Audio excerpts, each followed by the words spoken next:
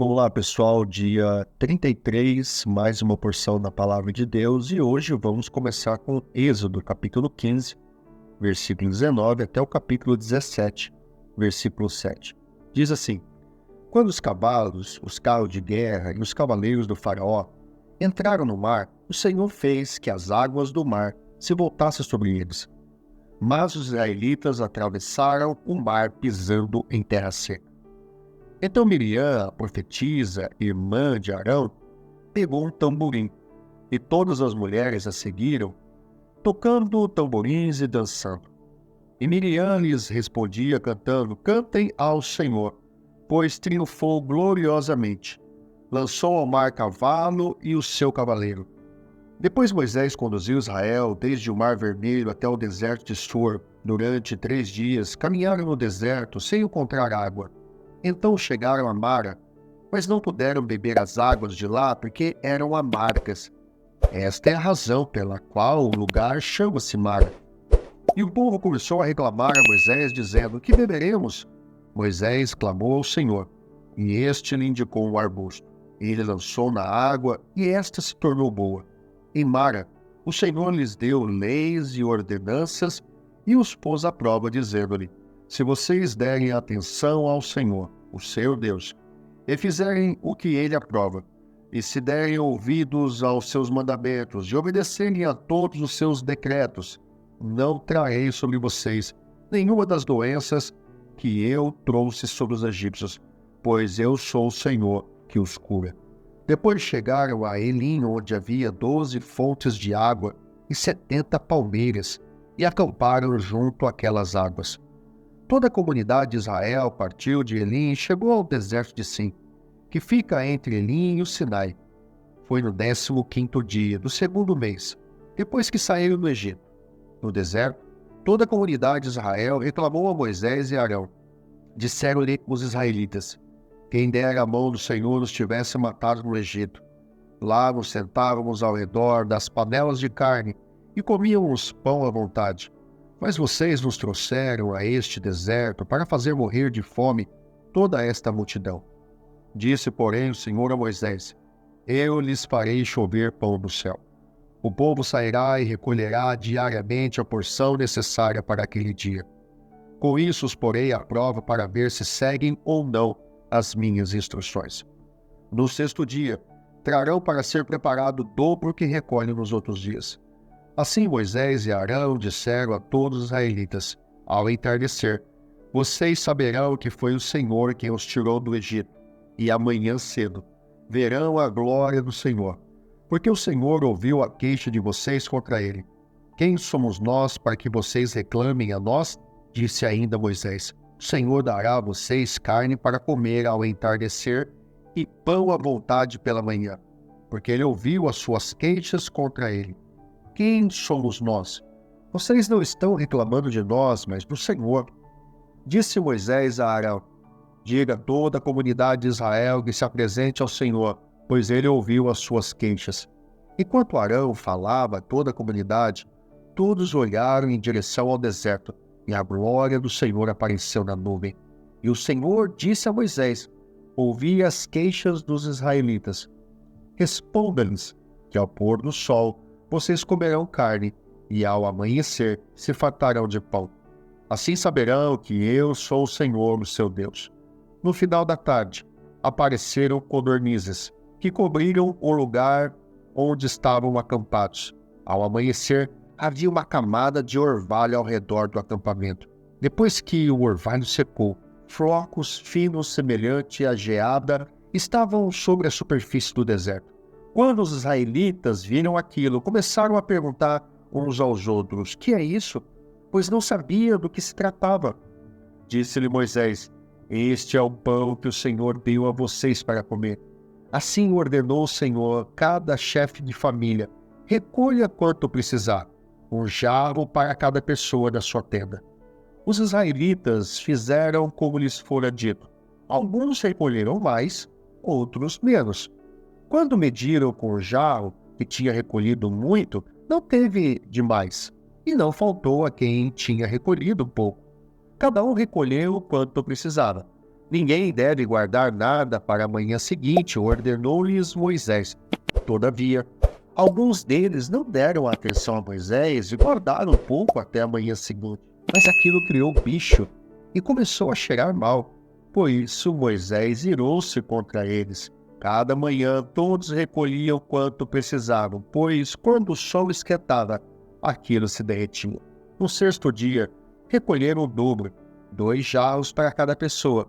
E os líderes da comunidade foram contar isso a Moisés, e lhes explicou: foi isto que o Senhor ordenou?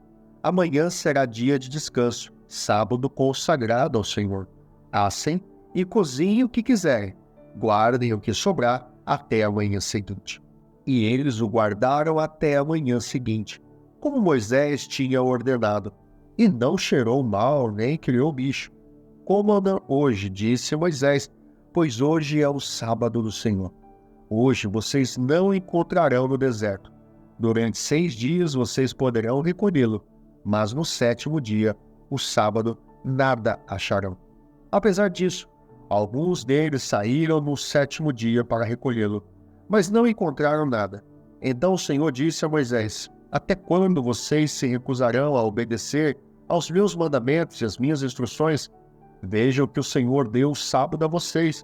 Por isso, no 6º dia, ele lhes envia pão para 2 dias. No 7º dia, fiquem todos onde estiverem. Ninguém deve sair. Então o povo descansou no 7º dia. O povo de Israel chamou maná aquele pão. Era branco como semente de coentro e tinha gosto de bolo de mel. Disse Moisés: o Senhor ordenou a vocês que recolham 1 jarro de maná e o guardem para as futuras gerações, para que vejam o pão que lhes dei no deserto quando os tirei do Egito. Então Moisés disse a Arão: ponha numa vasilha a medida de 1 jarro de maná e coloque diante do Senhor, para que seja conservado para as futuras gerações, em obediência ao que o Senhor tinha ordenado a Moisés. Arão colocou o maná junto às tábuas da aliança para ali ser guardado. Os israelitas comeram o maná durante 40 anos, até chegarem a uma terra habitável. Comeram maná até chegarem às fronteiras de Canaã. O jarro é a 10ª parte de uma arroba. Toda a comunidade de Israel partiu do deserto de Sim, andando de um lugar para o outro conforme as ordens do Senhor. Acamparam em Refidim, mas lá não havia água para beber. Por esta razão, queixaram-se a Moisés e exigiram: dê-nos água para beber. Ele respondeu: por que se queixam a mim? Por que põem o Senhor à prova? Mas o povo estava sedento e reclamou a Moisés: por que você nos tirou do Egito? Foi para matar de sede a nós, aos nossos filhos e aos nossos rebanhos? Então Moisés clamou ao Senhor: que farei com este povo? Estão a ponto de apedrejar-me. Respondeu-lhe o Senhor: passe adiante do povo, leve com você alguma das autoridades de Israel, tenha na mão a vara com a qual você feriu o Nilo e vá adiante. Eu estarei à sua espera no alto da rocha do monte Horebe. Bata na rocha, e dela sairá água para o povo beber. Assim fez Moisés, à vista das autoridades de Israel, e chamou aquele lugar de Massá e Meribá, porque ali os israelitas reclamaram e puseram o Senhor à prova, dizendo: o Senhor está entre nós ou não? Mateus capítulo 22, versículo de 1 a 33.